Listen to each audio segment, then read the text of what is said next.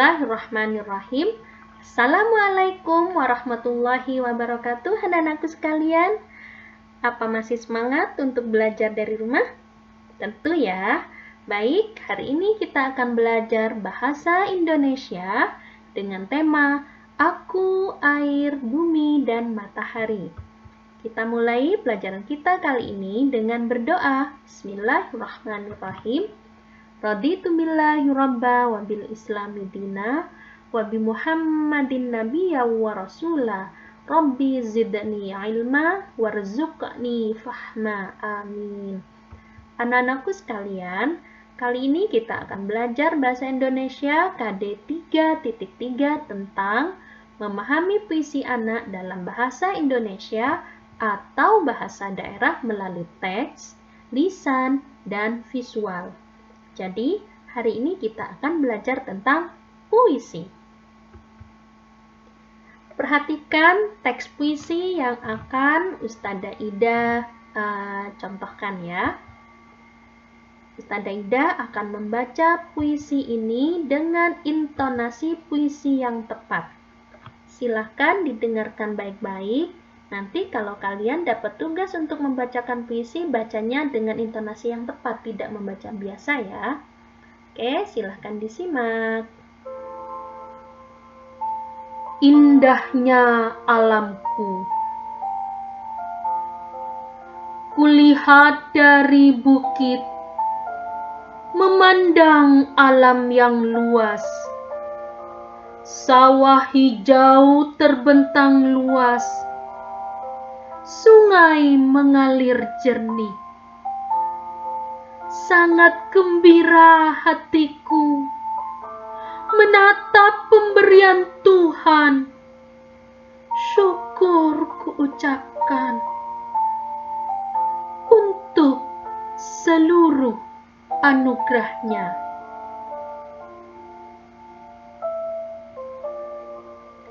Barusan yang Ustazah Ida contohkan itu adalah membaca puisi. Nah, sekarang Ustazah Ida akan menjelaskan unsur-unsur puisi itu apa saja. Yang pertama ada judul. Judul puisi ini, pada judul itu setiap katanya harus diawali dengan huruf kapital. Contohnya, I pada kata indah diawali dengan huruf kapital karena ini judul. Kemudian kata huruf A pada kata alamku juga diawali dengan huruf kapital. Jadi, judul puisi, judul cerita, dongeng itu harus diawali dengan huruf kapital setiap suku katanya. Nah, puisi itu terdiri dari apa saja ya? Coba lihat. Pada kalimat kulihat dari atas bukit, ini disebut dengan baris ke-1. Memandang alam yang luas disebut dengan baris ke-2. Sawah hijau terbentang luas disebut dengan baris ke-3. Sungai mengalir jernih disebut dengan baris ke-4. Baris pertama, kedua, ketiga, dan keempat ini disebut dengan bait. Jadi, puisi ini ada 2 bait. Bait keduanya di bawahnya. Bait kedua juga terdiri dari 4 baris. Baris 1, baris kedua, baris ketiga, dan baris keempat. Jadi, unsur-unsur puisi itu ada judul puisi, ada baris, ada bait. Nah, sekarang ketika membacakan puisi itu, selain kita harus menggunakan dengan intonasi yang tepat, kita juga harus menggunakan perasaan atau ekspresi yang tepat.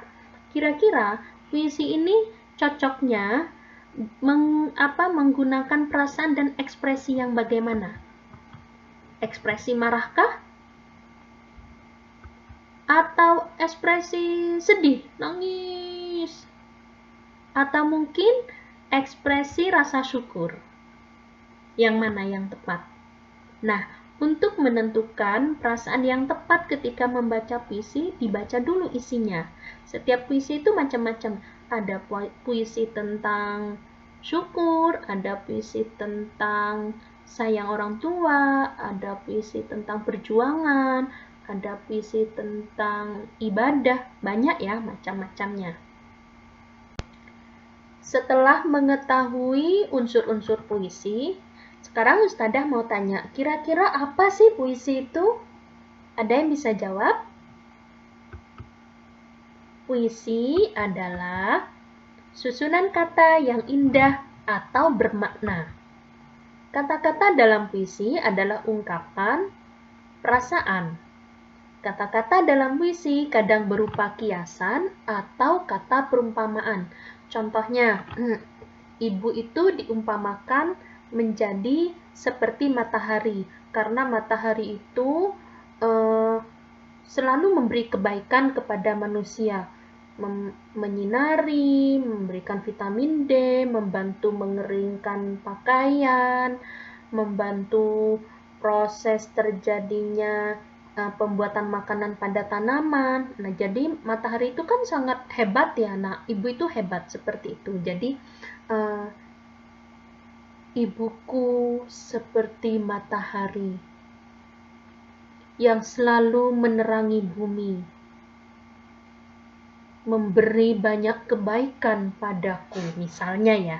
Nah, itu kata-kata kiasan, perumpamaan. Ibu itu seperti matahari, begitu maksudnya ya. Kemudian puisi itu mempunyai judul. Judul dalam puisi ditulis dengan huruf kapital dan untuk tiap awal kata. Penulisannya harus dengan huruf kapital, kecuali pada kata sambung. Contohnya kata di, kata ke, dari, dan serta. Juga yang. Yang itu pakai huruf kapital, pakai huruf kecil ya. Kemudian puisi ditulis dalam baris dan bait. Membaca puisi harus dengan intonasi yang benar. Jangan membaca puisi data-data saja. Contohnya, indahnya alamku. Nah, itu bukan membaca puisi namanya, membaca teks.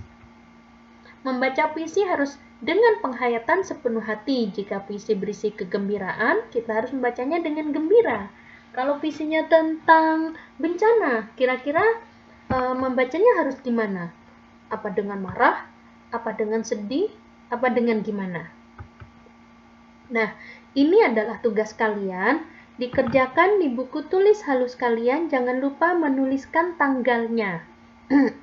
Soalnya tidak usah ditulis, langsung jawaban di buku tulis halus ya.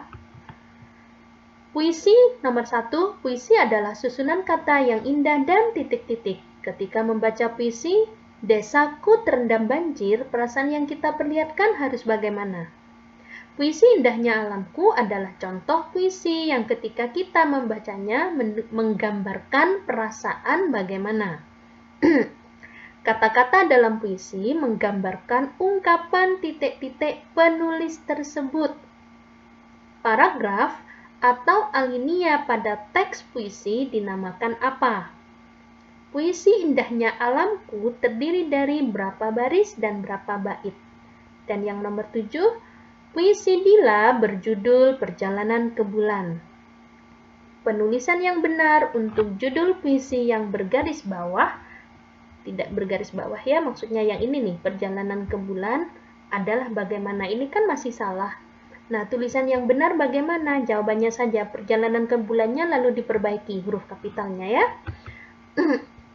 Alhamdulillah kita sudah selesai belajar. Terima kasih sudah mendengarkan dengan baik. Jangan lupa kerjakan tugas sebaik mungkin agar nanti PTM Ustadzah Ida tinggal koreksi ya. Oke, kita akhiri dengan membaca doa.